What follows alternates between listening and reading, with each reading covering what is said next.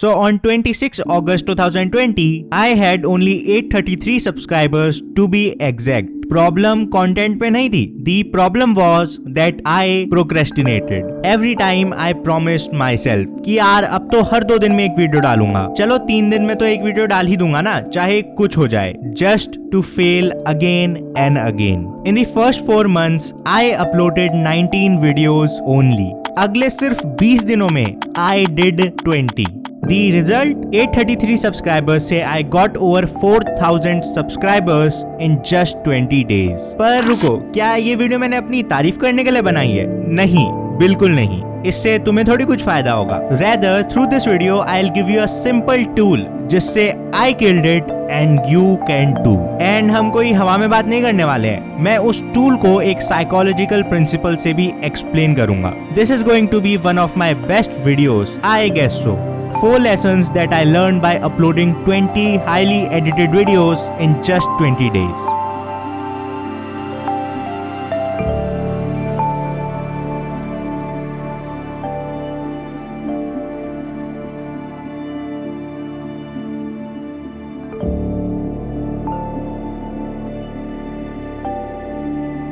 अब I really don't remember कि original and exact story क्या थी, बट उसका कोर ये था. अगर मैं तुम्हारा मुंह पानी में डुबा दूं तो सबसे पहले क्या मांगोगे? Internet, right? नो. तो फिर गेम्स? नो. खाना? नो. तो क्या फिर तो मतलब पानी मांगोगे ना? A big no. Except air. तुम्हारे दिमाग में कुछ और आएगा ही नहीं. लाइक मांगना तो बहुत दूर की बात है, तुम और कुछ सोच भी नहीं पाओगे. Except your breath. That's all you would want in that moment. सांस लेने में प्रोक्रेस्टिनेट करोगे क्या? नहीं ना. That's what I am saying. Pick a thing and make it your life. But ये सब कहने में बहुत अच्छा लगता है. How do I apply it? See, it's very simple. Take a challenge X with a reward Y by a person Z. Let me explain. Taking a challenge X, basically a task or a number of tasks with reward Y. इसे थोड़ा ध्यान से समझो. Psychology में learning का एक basic सा concept है, इंस्ट्रूमेंटल और से operant conditioning. Although I am not going into the details, but हुआ क्या था? B.F. स्किनर, जिसने की ऑपरेंट कंडीशनिंग के बारे में बताया, he did an experiment. सबसे पहले 2-3 टर्म्स समझ लो. सब्जेक्ट मतलब जिस पर एक्सपेरिमेंट कंडक्ट हो रहा है. एनवायरमेंट मतलब सब्जेक्ट का एनवायरमेंट या मतलब उसकी surroundings. Third term is operant, जिससे कि ऑपरेंट कंडीशनिंग आया है. Basically operants are the behaviours या रिस्पॉन्सेज जो कि सब्जेक्ट वॉलंटरीली परफॉर्म करता है. अब since the subject operates on the environment, hence operant conditioning. Now Skinner took a rat and Skinner ने उस चूहे को एक स्पेशल बॉक्स में डाला जिसे he called the Skinner box. The box was built such कि वैसे तो वो चूहा आराम से कहीं भी घूम सकता था, बट एक पर्टिकुलर जगह पर एक लीवर था. बेसिकली ये मान लो कि एक बटन था, and the button was connected to a food container. अब जैसे ही वो चूहा उस लीवर यानी उस बटन को प्रेस करता, इट गॉट फूड. तो अब होना क्या था? स्किनर ने उस चूहे को पहली बार बॉक्स में डाला. ही टुक टाइम, पर इवेंचुअली उसने उस लीवर को दबा ही दिया, and it got food. And उस चूहे को खाना मिल गया. अब उस चूहे को जब दूसरी बार बॉक्स में डाला तो लीवर दबाने में थोड़ा कम टाइम लगा, एंड इवेंचुअली ऐसे करते करते टाइम कम होते गया. And then eventually came a point जब वो चूहा स्किनर बॉक्स में जाते ही उस लीवर को ऑलमोस्ट इमीडिएटली दबा देता था. व्हाई? बिकॉज अब वो कंडीशनड हो चुका था कि उसका ये behaviour, that is pressing the lever, will be reinforced by him getting the food pellet. मतलब वो उस लीवर को दबाएगा तो उसको खाना मिलेगा. Basically for a challenge X, that is pressing the lever, he got a reward Y, that is a food pellet, by a person Z, that is the researcher or the experimenter. So इस definition के पहले 2 components बहुत simple हैं. Do the desired behavior and get the reward. But सबसे important है third component, that is by a person Z. Why? Because from my personal experience, अगर तुम ये रिवॉर्ड खुद ही अपने आप को दोगे, chances are you will fail. For example, I said ना, मैंने पहली बार भी अपने आप से कहा था कि अब तो काम करके रहूंगा, बट किया क्या? नहीं ना.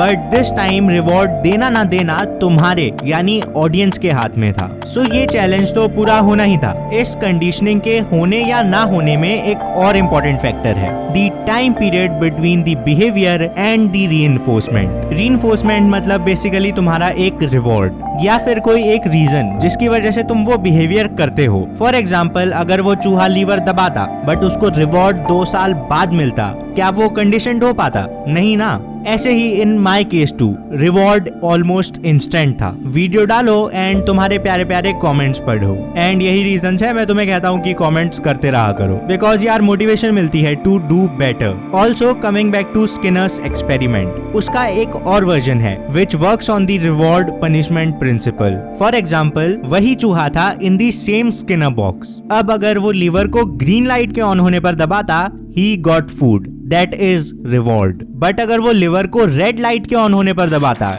he got an electric shock, that is punishment। अब ऐसे वो सीख गया कि उससे लिवर को बस ग्रीन लाइट ऑन होने पर ही जलाना है, जिससे कि उसको रिवॉर्ड मिलेगा। एंड इसमें रिवॉर्ड के साथ पनिशमेंट भी ऐड हो गई, जिससे कि वो कंडीशनड हो पाया। बेसिकली उसने ये बिहेवियर सीख लिया कि जब भी ग्रीन लाइट ऑन होगी तो उसको लिवर दबाना है, एंड जब भी रेड लाइट ऑन होगी उसको लिवर नहीं दबाना है। ओके, सो मेरे पास तो तुम लोग थे to give me reward, but तुम्हारे पास तो कोई ऑडियंस नहीं है, so how can you apply it? See, इसके लिए तुम इसके एवरीडे एग्जांपल्स देखो। 1. Toppers study to get the trophy और praise, that is the reward. 2. Virat Kohli works hard to make India win, that is his reward. 3. एक employee को उसका boss bonus देता है, that is again a reward. ये सब positive reinforcements हैं। Like तुम एक बिहेवियर करते हो and for that you get a positive reward, that is positive reinforcement. But there can also be a negative reinforcement or a positive punishment or maybe a negative punishment. But ताकि video लंबी ना हो, I am not discussing them. But positive reinforcement वाले example से भी तुम्हें idea तो लग ही गया होगा कि what I am trying to say. अब ऐसे ही तुम क्या कर सकते हो? देखो, मैंने प्रिंसिपल तो बता दिया है, अब इसे यूज कैसे करना है ये तुम सोचो। बट स्टिल, फॉर एग्जाम्पल, अपने भाई या बहन या इवन मम्मी पापा में से किसी को ये कॉन्सेप्ट समझाओ एंड टेल देम कि तुम एक चैलेंज लेने वाले हो। इफ यू कंप्लीट इट, तुम्हें रिवॉर्ड मिलते रहेगा, वरना नहीं। एंड यार ऐसा नॉर्मली भी तो होता है, हम पापा को कहते हैं कि फर्स्ट आया तो मुझे ये दिलाना, वो दिलाना एंड ऑल दैट। यहाँ साइकोलॉजी यूज हो रही है मेरे भाई। बस एक चीज याद रखना, रिवॉर्ड्स बिहेवियर करते ही मिले। लाइक आज काम करा तो रिवॉर्ड भी आज ही मिलना चाहिए, दैट वुड वर्क बेटर। वरना यार तुम अपने आप पर भी थोड़े एक्सपेरिमेंट्स करो कि what works best for you.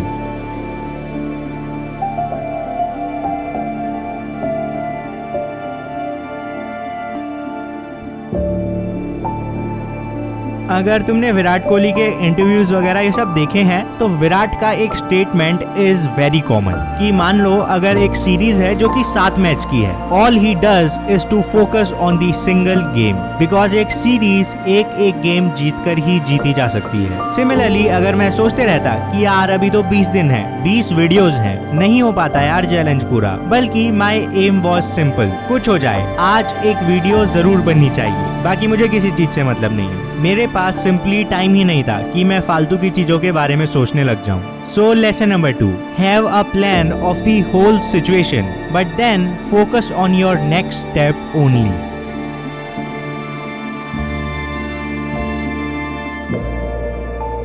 So I won't explain this lesson because it's as simple as that कि अगर मेरे पास 7 दिन होते तो भी मैं 6 दिन प्रोक्रेस्टिनेट करता and last day same video बनाता which I did in a single day। And ये I think ये कोई थ्योरी भी है that work expands so as to fill the time available for its completion।